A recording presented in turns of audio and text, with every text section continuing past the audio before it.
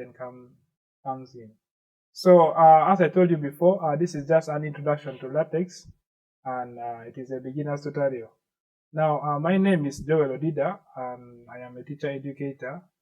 Of course, my subject specification is mathematics and physics, and also an ambassador of that is GeoGebra in Uganda. Yeah, these are my contacts. You can get in touch with me at any time. Basically, email and email mainly. Thank you. Okay, so this is the flow of our training here. It is a little bit long, but at least we shall try to make it very short, and also at least you should be able to pick up something. As I told you before, that you should be having at least some pen and paper, whereby you take in some few notes. You basically write some few codes that when you're also trying it out using your PC, you're able to follow along and see whether things will be coming out the way we have been doing, the way we shall be doing it here. Now, the flow is just like this. We shall have some general objective. Then, before we get started, we need to be knowing why. So why should we go LaTeX? Why are we doing this? Is it the only one, or what is specific about it? Then, some few guide about the installation of LaTeX. Then we shall look at now how to get started with writing a document, bulleting numberings, plus some mathematics type settings, font size, and other things, up to question and answer. So, which means as we shall be going through this training, you should also be preparing some bit of question. Maybe it could be in what do you want to learn next about LaTeX, or what do you want to know more about LaTeX, okay? Yeah, so you should keep that question. Then we shall have a session of question and answer that will be taken by our speaker, Ikisa. And we get to answer some few of the questions. Yeah, we go ahead. Yeah, what is our general objective of this particular training? We want to get to understand some few basics of LaTeX. And basically, someone should start using, or someone should start doing some documentations using LaTeX. Now, this is something which is very interesting. Why LaTeX? Why do we choose LaTeX over some other softwares that do the same particular work at some point? Yeah, so this is just a graph I got from the internet. It's basically trying to show the plot of time needed to typeset and the document complexity.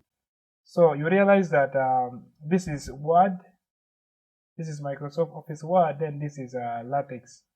So you realize that at the beginning, Word is very simple.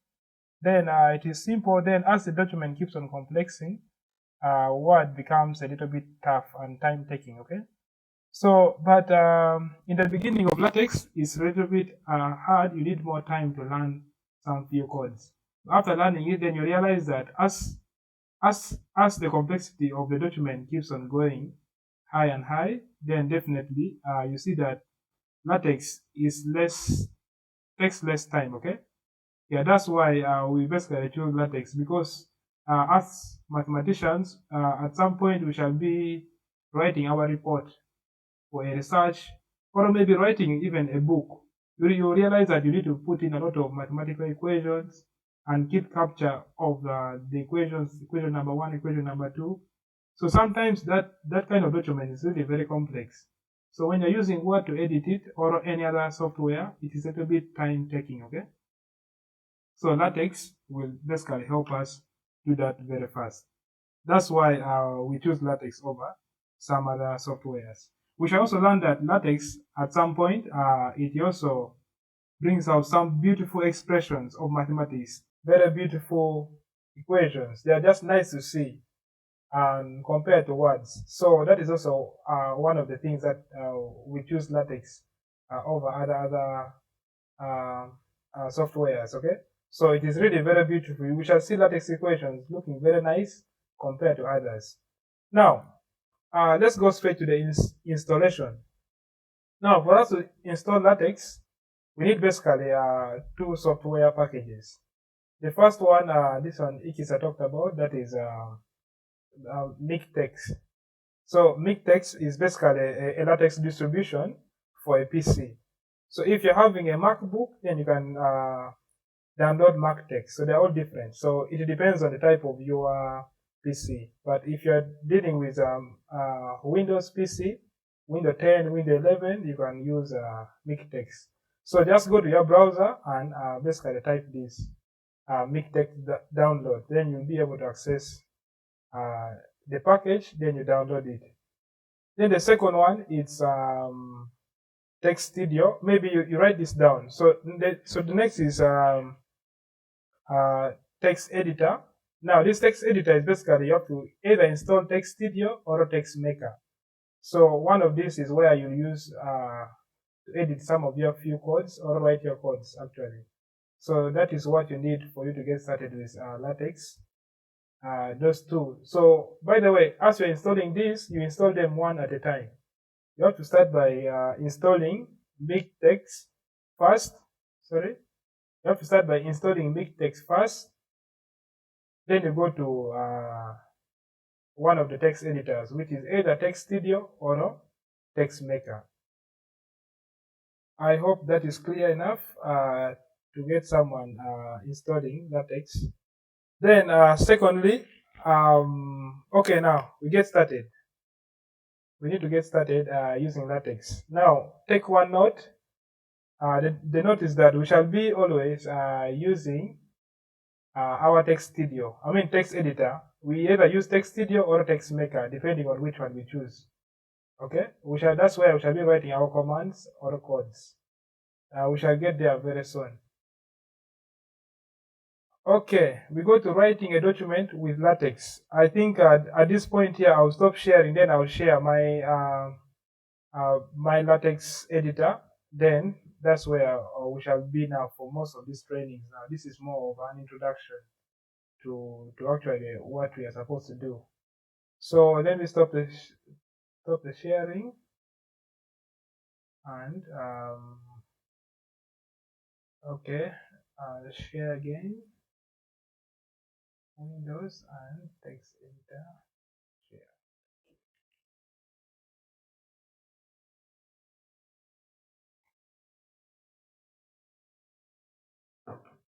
Okay, I hope you can see my screen. What do you see, Ikisa?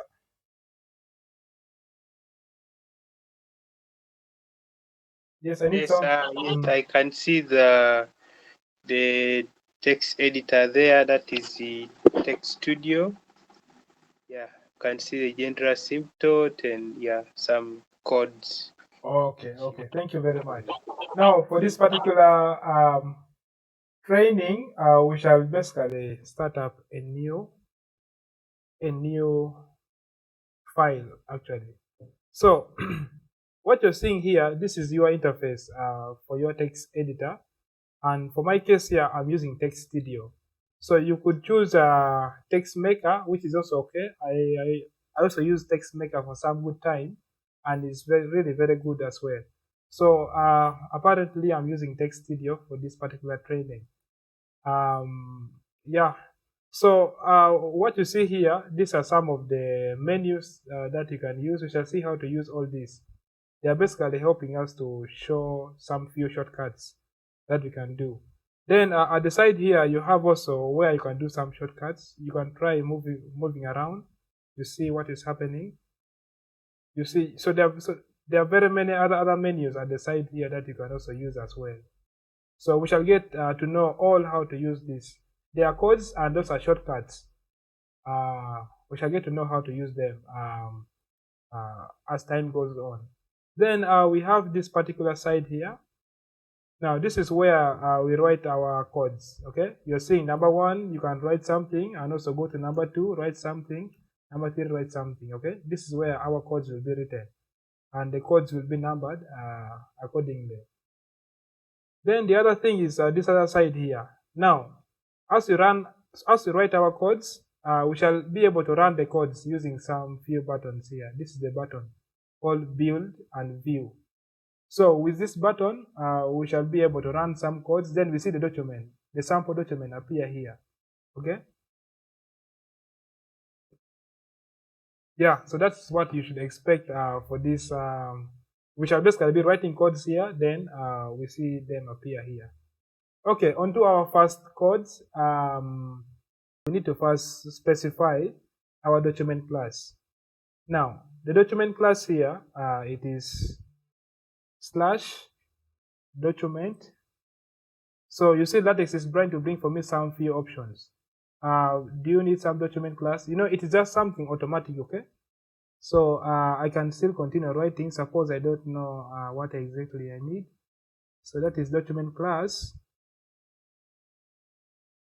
Then here you basically have to open up two brackets. The first bracket is a square bracket. Then the other bracket is curly bracket. Now, what do we put inside this square bracket? Now, this square bracket basically we put in their options. Okay, there are some options that will specify our document class, and inside this particular first bracket, we need to put in some few options. So here I'll put in the options of the paper size. I need an A4 paper. I need an A4 paper. Okay, paper. Then next is maybe I'll specify the font size. I need 12 pt. That is my font size. Then here there are very many document classes in LaTeX. I'll share with you guys some presentation that will guide you on some of the document classes after this particular training. By the document class there, it could be maybe you're trying to write an article. Sorry. Okay. Article. There we go. So let us take our document class to be article for today. Now let's go to our second line of code. That is our first line of code. Of course, so we're just getting started yet. Now the next thing is that we have to introduce what we call a document environment. The document environment, it is where we shall be basically writing our codes. Now to introduce that, you can just put a slash begin.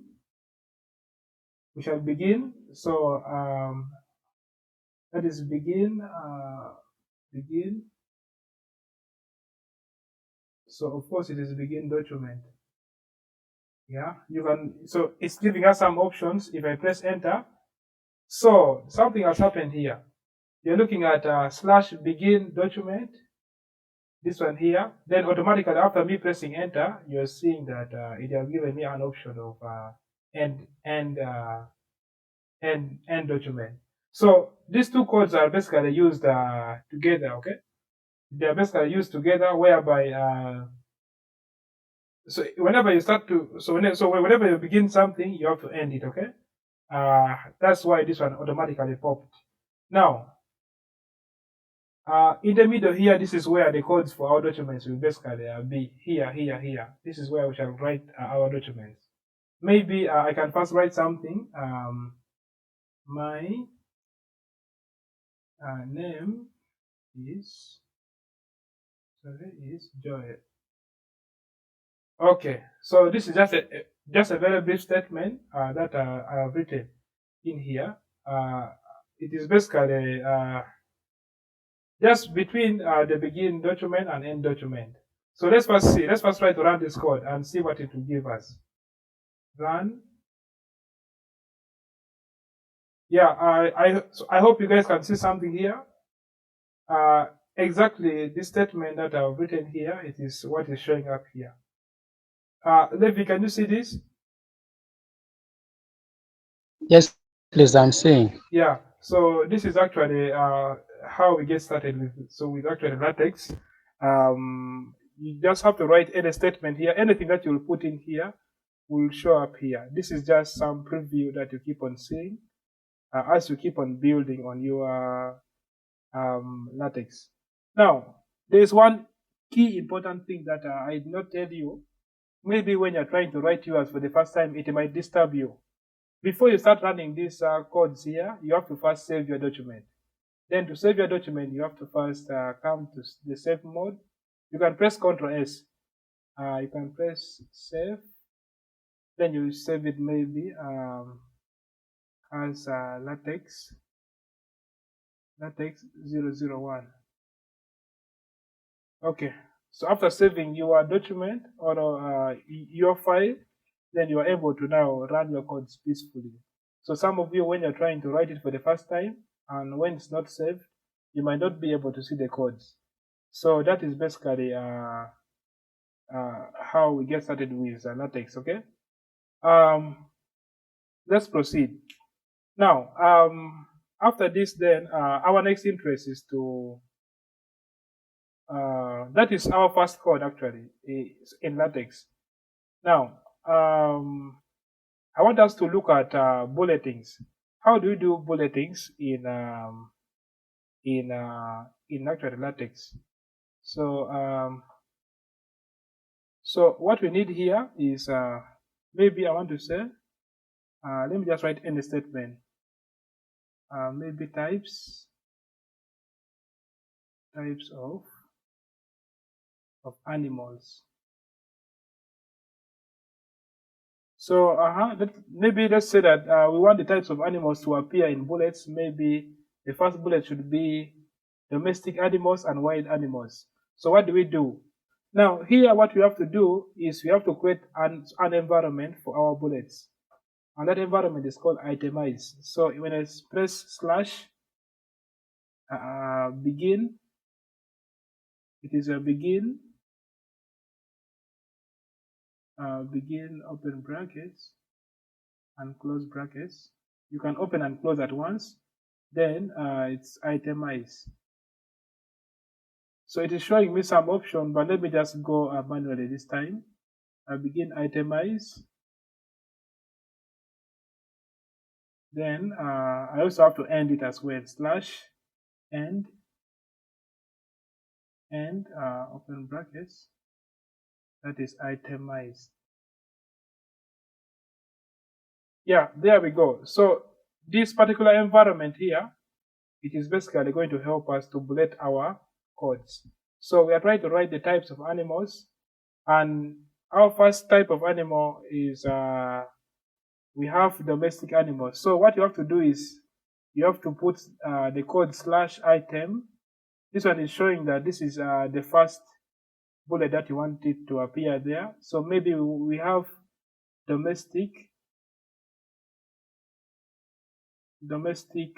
animals.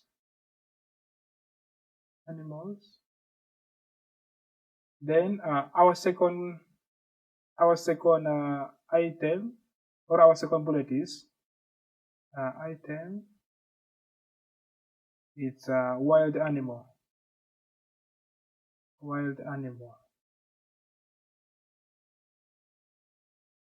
Sorry for that. Animal. Okay, since there are many. Now let's first try running these codes and pass it some of your feedback about it. Okay, I think you can see something here. Let me try to increase this. Let me try to increase the size a little.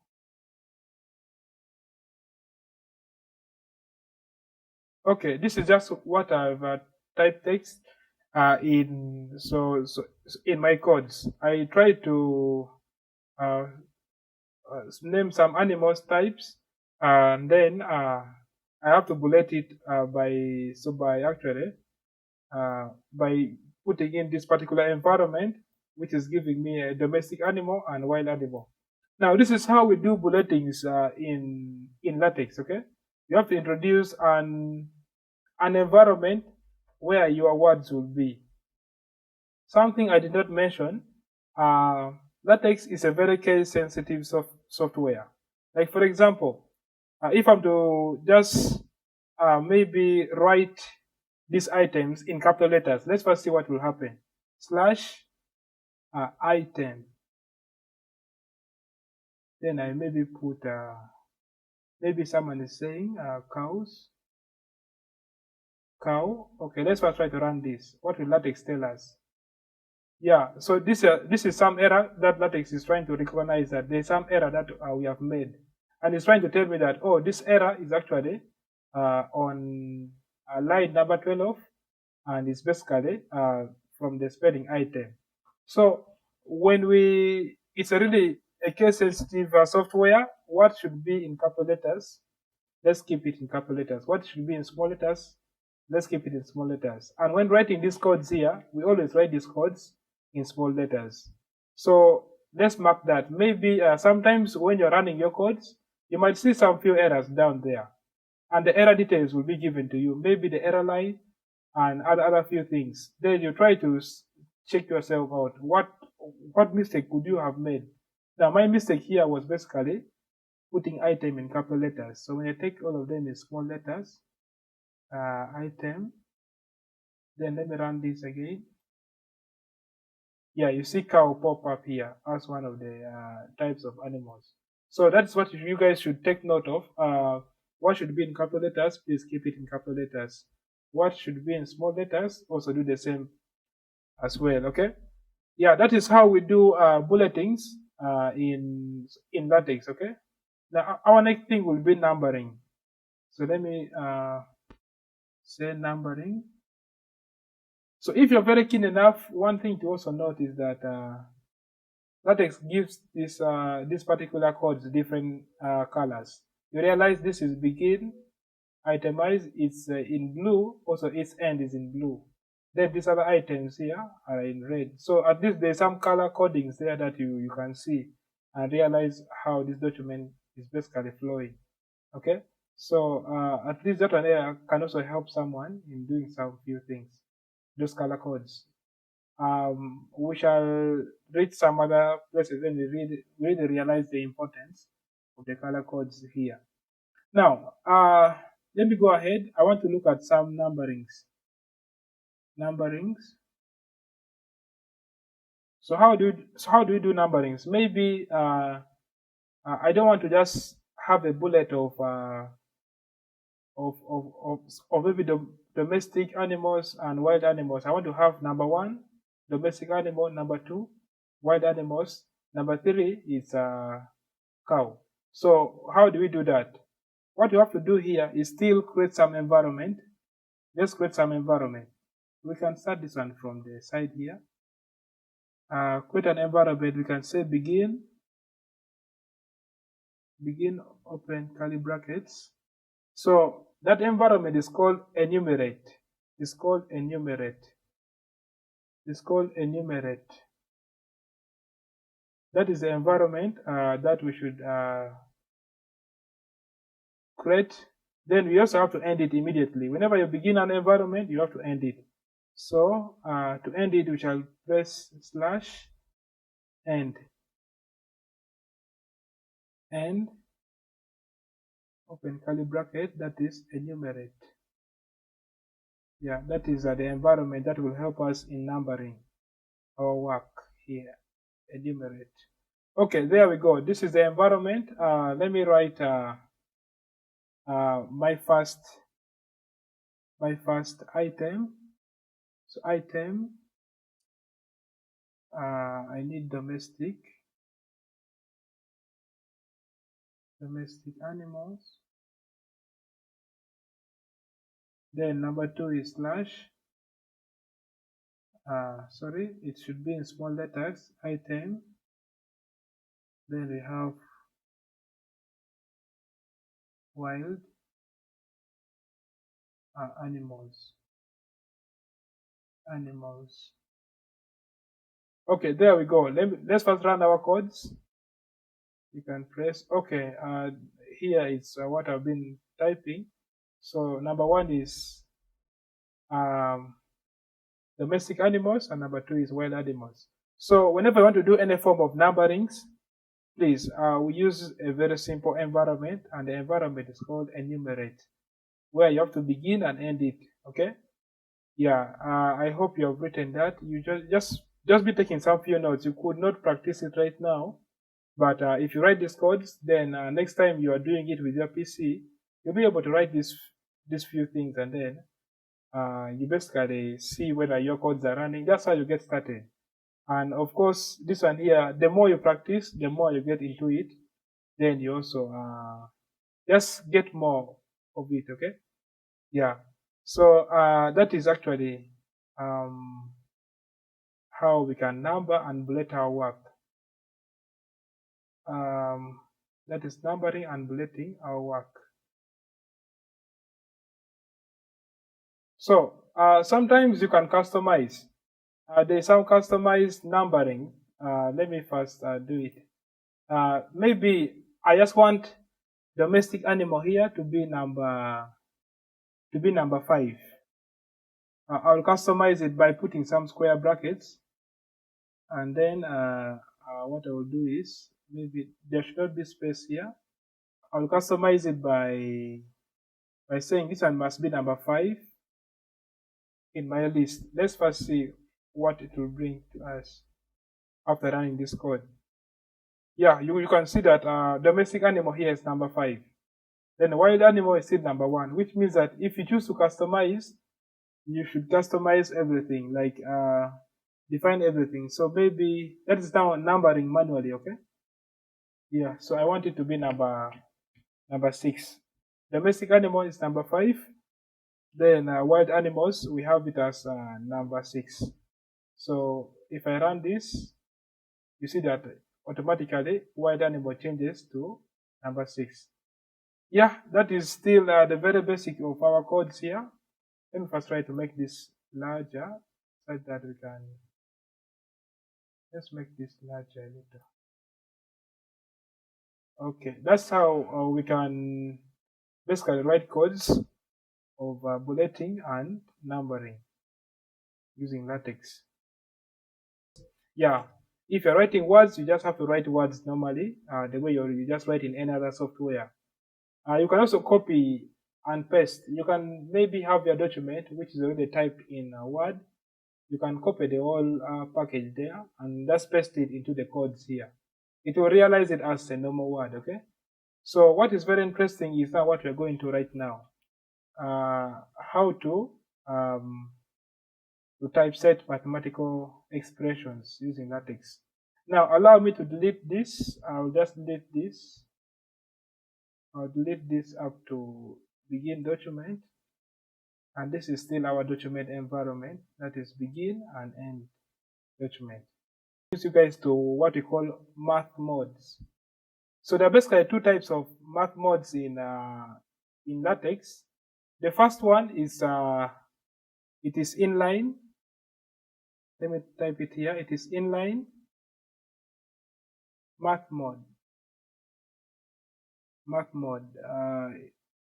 So this inline math mode here, we basically use 2 dollar signs. The first dollar sign and then the second dollar sign. Now what we do here, this is where we now write our mathematical expression. Maybe we need something like 2x. Let's first run this code and we see. Okay, there we go. This is an inline math mode, and you're looking at how the 2x is looking. It's just a little bit different. Suppose I don't use these 2 dollar signs. What will happen? Let me write the same 2x just besides it here. Let me run this. Okay, I want you guys to first try to compare these two. This 2x and then 2x. The first one and then the second one. Let me talk to someone. Let me see. Let me talk to someone. Let me talk to Joshua. Joshua, can you hear me? You unmute. You're free to unmute. Yes, I'm hearing you. Yeah. So I hope you can see my screen. Yes, I can see it now. Yeah. So you're looking at inline math mode, and then there are these 2 particular words here. There is the 2x and then 2x. One is having the dollar I'm sign. seeing. Yeah. So do you notice some difference between them? I can see some difference. Yeah. So Because the other one is like now the sign for multiplication, the other one on the right. Okay. Yes. Yeah, that's a very good observation.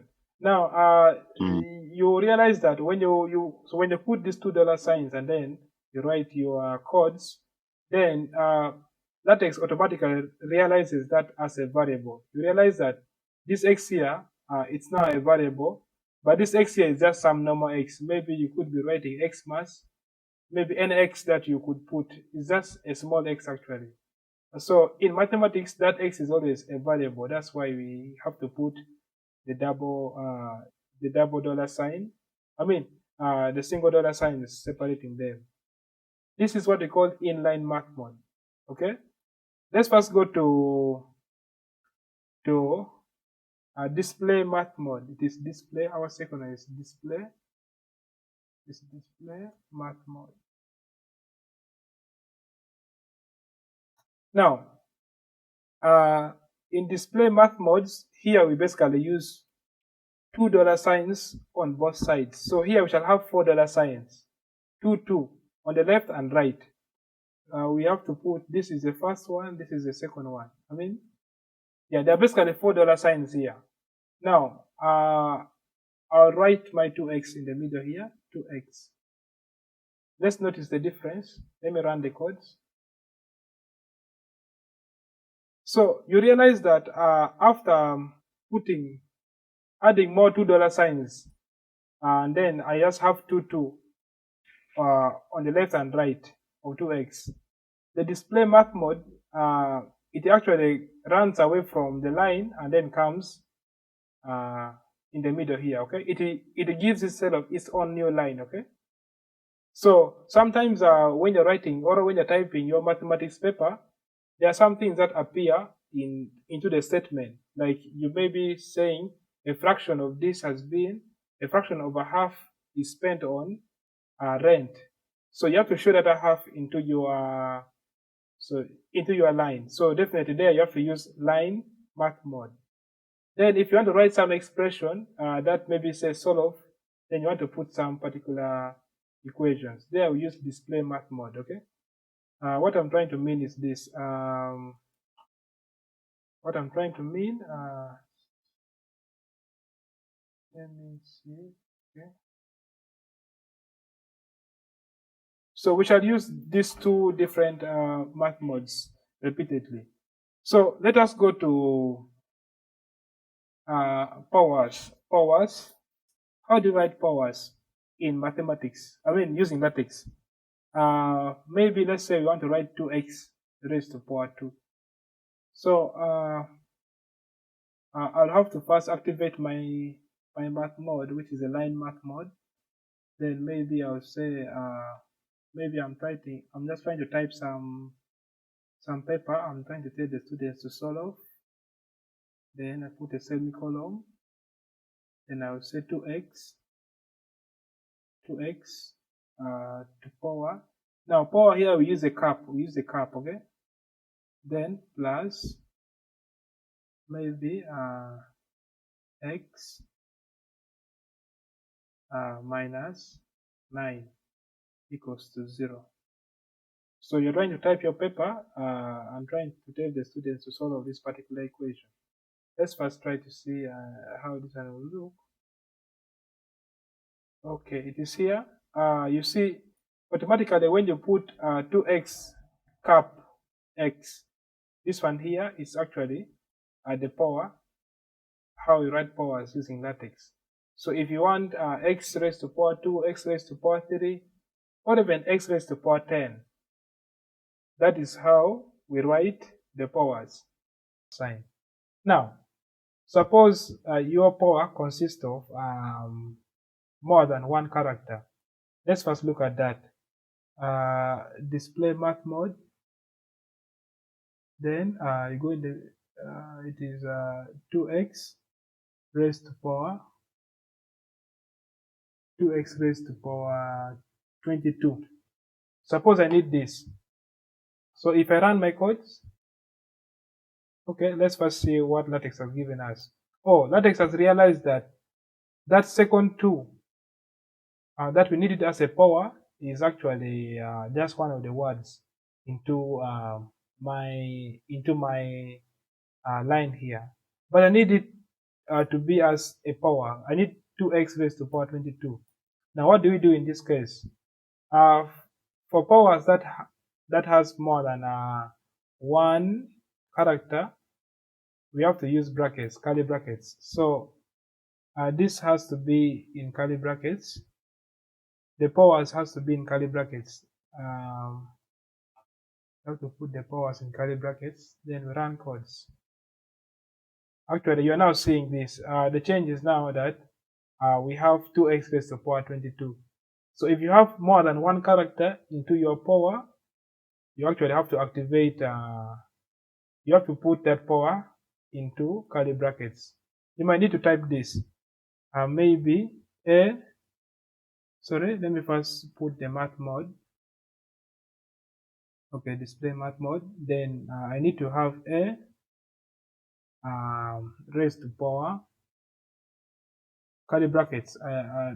So what will be inside the power will be x plus 1. Then maybe the whole thing should be plus maybe b raised to power x minus 2. Yeah, if you want to type such equations, let's see what LaTeX will do for this. Yeah, there we go. So you're seeing that actually this one, this should be plus. This should be plus. Okay, run the codes again. Yeah, you're seeing that what has appeared here is actually what is in the brackets is actually the power up there. Okay, so there are some equations that might need more than one character as its power. So definitely you have to use the curly brackets. Trust me, when I'm to remove these curly brackets here, what will show up will be different. You see, it has now just confused everything. So which means those curly brackets really are very powerful here. So the brackets are really very powerful. We have to use them. We have to use the brackets. So that's how we do powers. Okay. I'm trying to think about something. Suppose I want 2 raised to power 2 raised to power 2. What I want is the power should be recurring. Okay. Let me first write that. Let me try to put that. Display math mode. I need x raised to power 2. Then this 2 again, I want it raised to power something else. Raised to power 2. Again, the other 2 should also be raised to another power.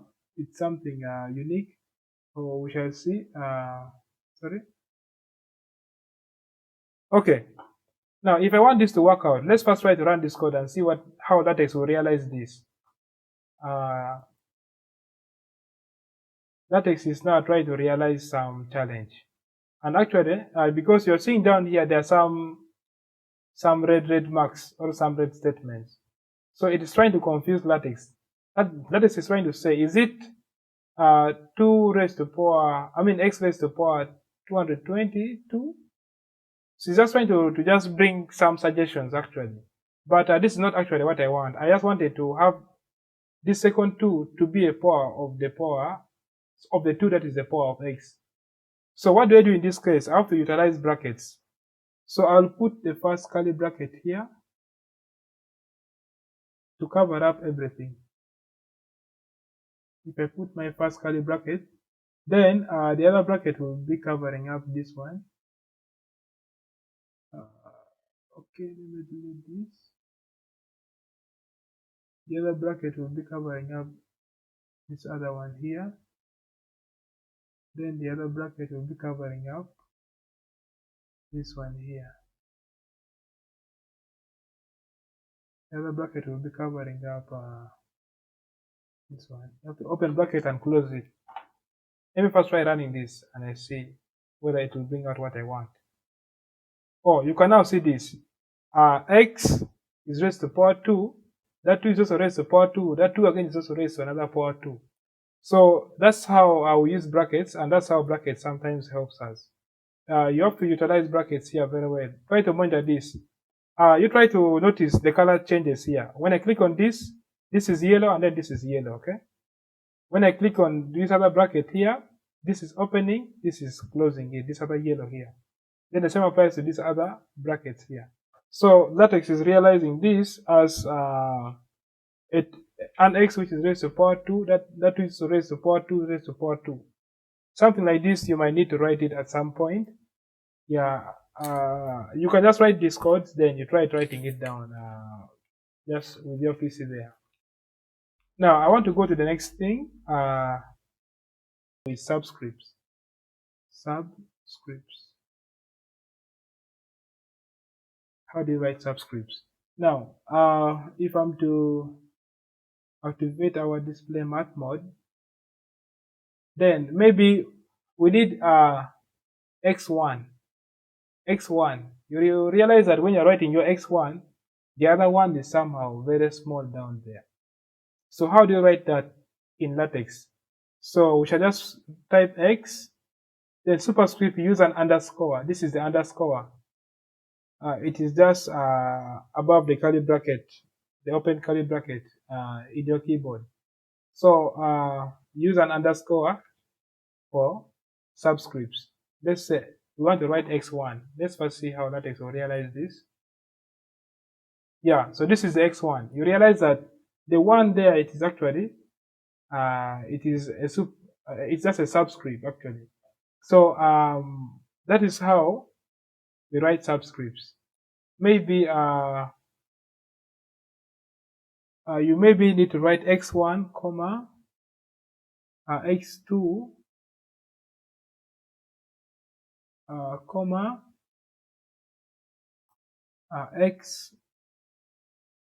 x3 comma. So this is what we have. Let me first run my codes. Yeah, you realize now this is x1, x2, x3.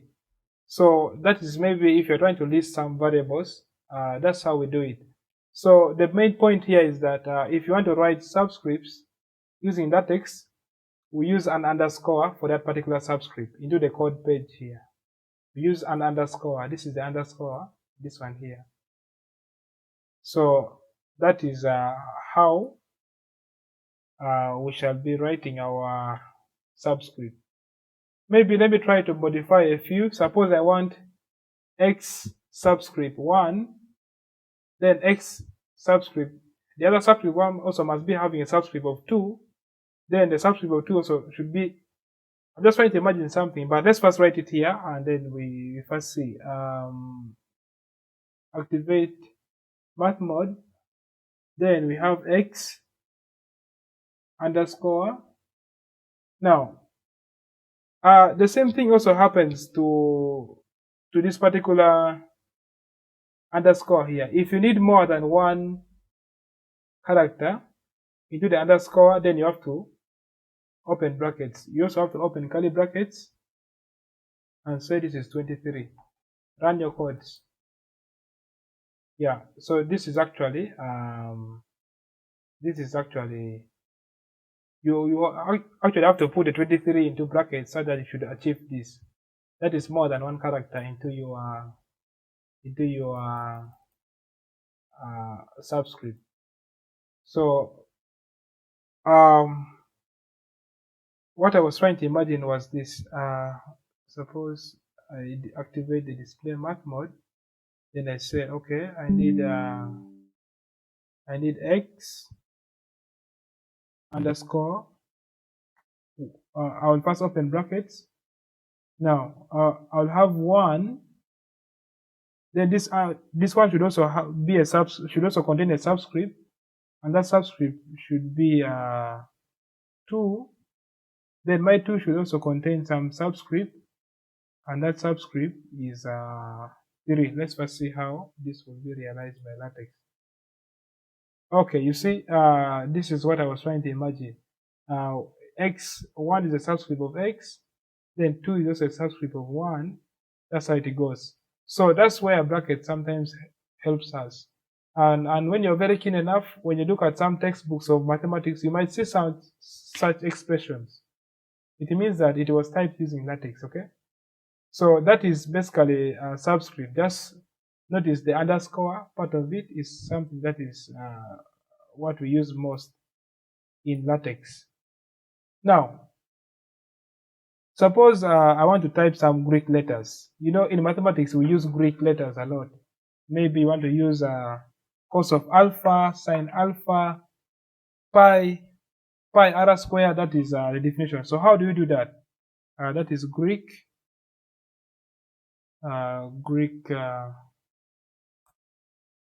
letters.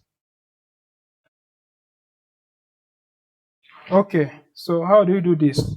Still, let us activate our math mode. Then, if I want to write pi, then it's just a slash pi. Let me run this and see whether it's ready. Now, this is pi.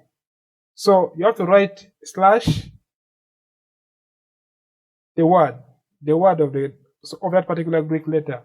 Let me first add on comma slash beta. Then let me run my codes. Okay, you see beta also pop up here. Okay, so if you want to write any Greek letter, you should be knowing the spelling of that particular Greek letter. Then you just add a slash on top of it. This is suppose I want a capital letter pi. It's slash. So your P has to be capitalized, like it should be in uppercase. Then the I should be in just lowercase. Let's run this. Yeah, you see, this is actually a capital letter pi, and it's only distinguished by putting this first P as a capital letter. So this is a capital letter, then this is this. Suppose you want alpha. Alpha is slash alpha.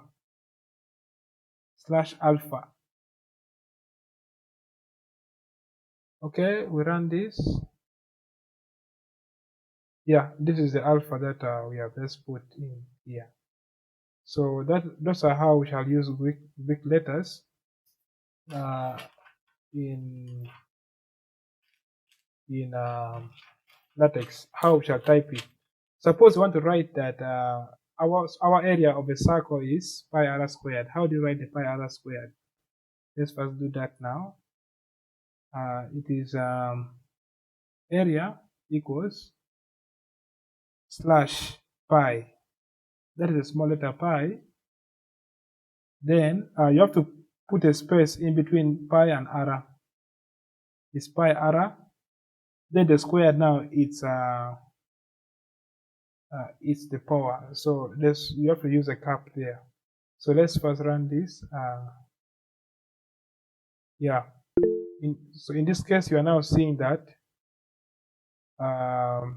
this is pi r squared, and this is the code for that particular. This is the code for that particular word here. That is pi r squared. Okay. So you can combine this together.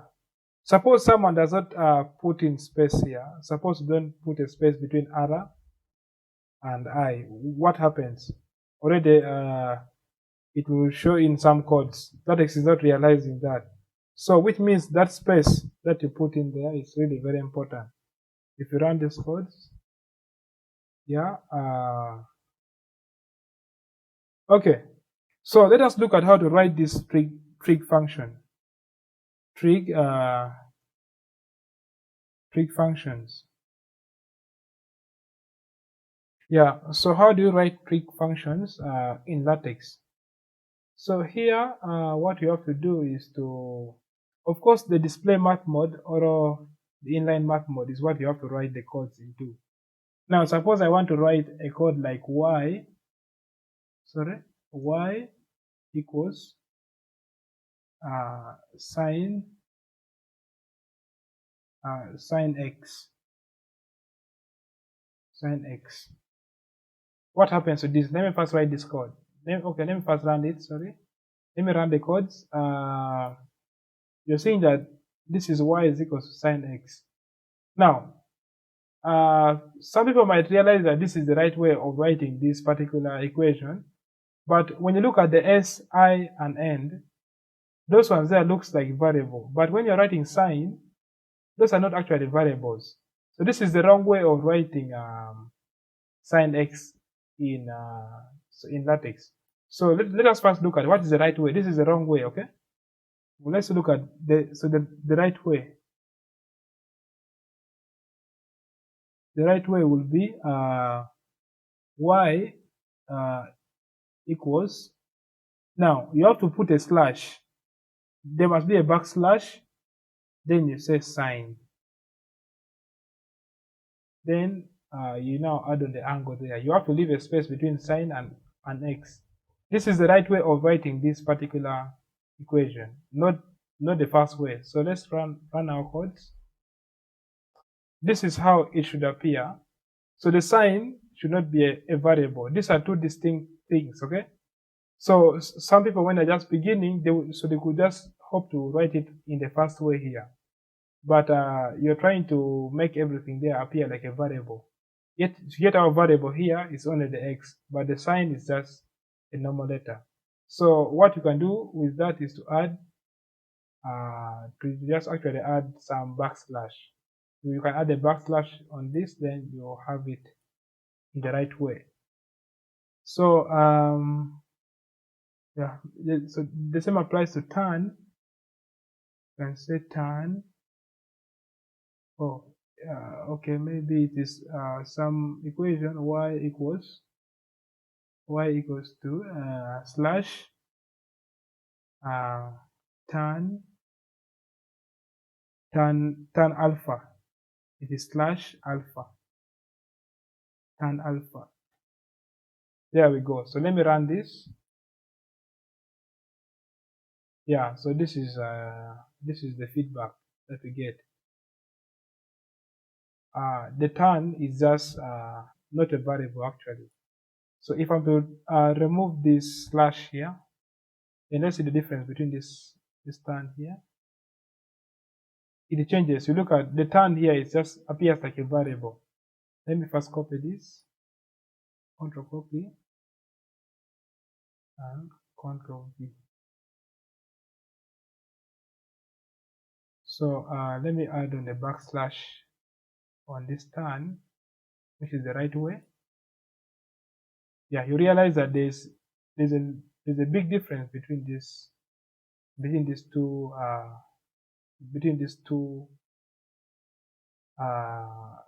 particular equations. So the right way is a downer one, okay? So that is actually how you write some trig equations. You can also write the cos in the same way. Now what I want to go to is inverse trig function. Maybe you want to get angle theta. Let me activate the display math mode. Oh, what you're seeing down here, this is telling me that this is my first page, okay? This is the page numbering, which is by default. We shall look at how to deal with page numberings in LaTeX. It is also very, very cheap to deal with. But let us look at, let's not mind about that. Let us look at how to write inverse functions. Suppose I want to get theta, I'll say slash theta equals slash sine inverse. Now the inverse there, it is actually a superscript. So you have to activate the superscript mode, that is by putting the cap sign. Then you say the -1 sine inverse theta is equal to sine inverse of maybe anything. Could be 1 sine inverse of 1. Let me run this. Yeah, so there we go. So maybe you're trying to write your book, then you want to show step by step on how to solve some trig equation. So this is how we shall get theta, then we get the value of theta next. So this is how we put the inverse. We also take it as the power, but it has to be in the brackets, okay? That's what is very key with this. The power has to be in brackets. So okay, let's go ahead.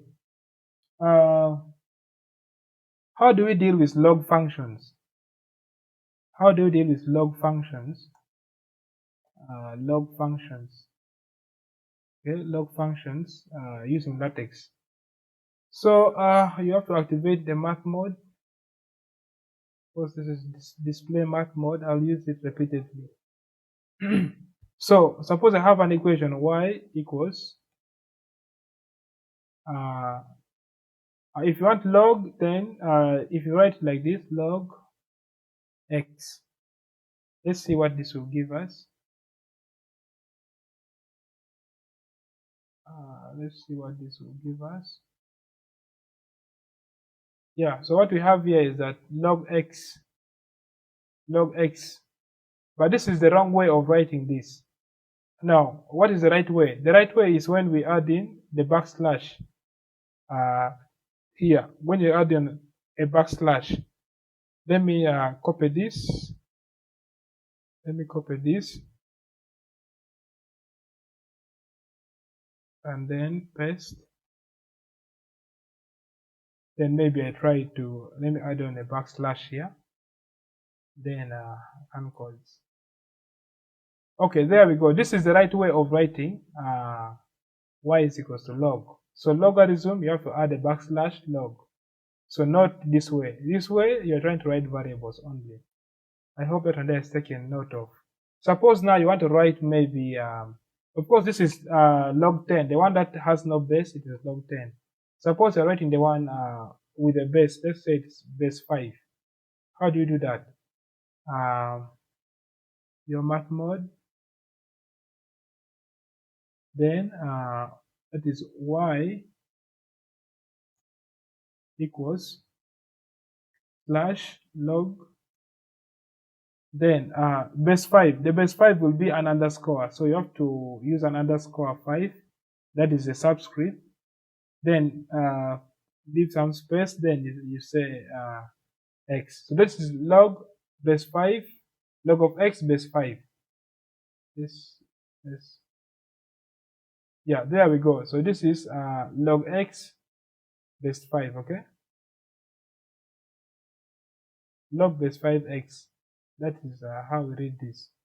So there you just use it as an underscore. You just put the 5 as an underscore or as a subscript by using the underscore. Okay, that is how we shall deal with log, and I think that is all about logarithm. Now, let's look at basically roots. Roots. How do you write roots using LaTeX? Roots using LaTeX, let's say we want the square root of something. We have to activate the math mode. So it's just having a simple command slash sq is sq rt. These are roots. Sqrt, that is open brackets.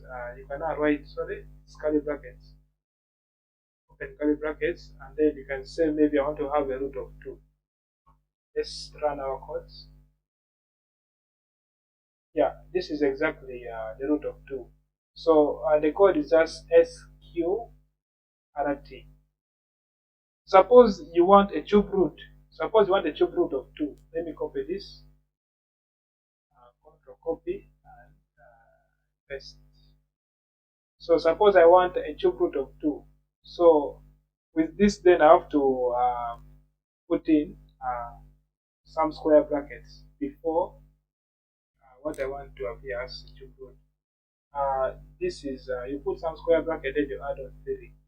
So that is we realize that hey, what you want to do is actually write a cube root of 2. Let's first see how this will appear. Yeah, this is now a cube root. This is a cube root of 2. Okay, this is the cube root of 2. So if you want to customize the root, then you have to use square bracket to customize it. But if it's just the normal root, which is a square root, then definitely you don't need to customize it. That is roots. Then lastly, let me look at fractions. How do you write fractions? LaTeX fractions. Sorry. Okay. Fractions. Okay, let us activate our display math mode. So a fraction here, it has a very simple command. It's called slash frac. open brackets and open curly brackets. Now there are basically two curly brackets here. Now the first one here, it is for what will be in the numerator. Then the second one is for what will be in the denominator. So let us have x plus 1 in our numerator. Okay, this is let me have a half. Let me just write a half. 1 out of 2.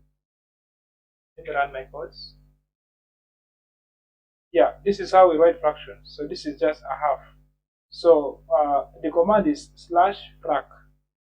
Then the first bracket, and then there's the first bracket, and then the second curly bracket. So the first one shows what should be in the numerator, while this other one here shows what should be in the denominator. So maybe you might need to write some expressions like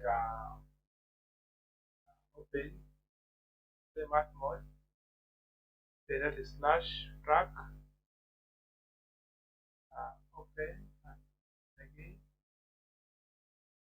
There we go. So maybe you might need to write some expression, maybe x plus 1.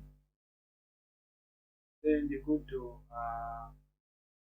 the denominator should be maybe x squared, should be x squared plus 3. Okay, that is fraction I want to present here. So there we go. This is our fraction. Okay, so what you put in the first bracket is what will appear in the numerator. What you put in the second bracket becomes what will appear in your denominator. So you realize that these are very beautiful mathematical expressions, and you're just using some few lines of code right there. At some point, when you are trying to type using other works, let's say words, you have to click on clicking here and there, but here you only need to know what is the code for fraction, what's the code for square root. Then you just write it very fast and you have it done. That's where we basically use LaTeX because of its time saving when the document is really very complex. That is because of time issues. I feel we should stop here.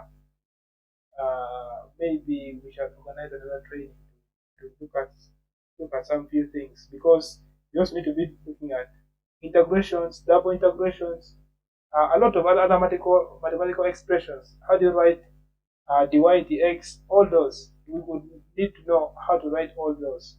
But Right, thank you so much, Joel. I want to call upon us to just give a round of applause to him. Please do it virtually.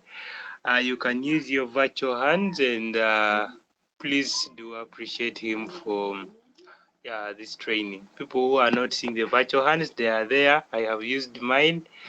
The rest seem not to have seen. All right, thank you. I could see the virtual hands coming.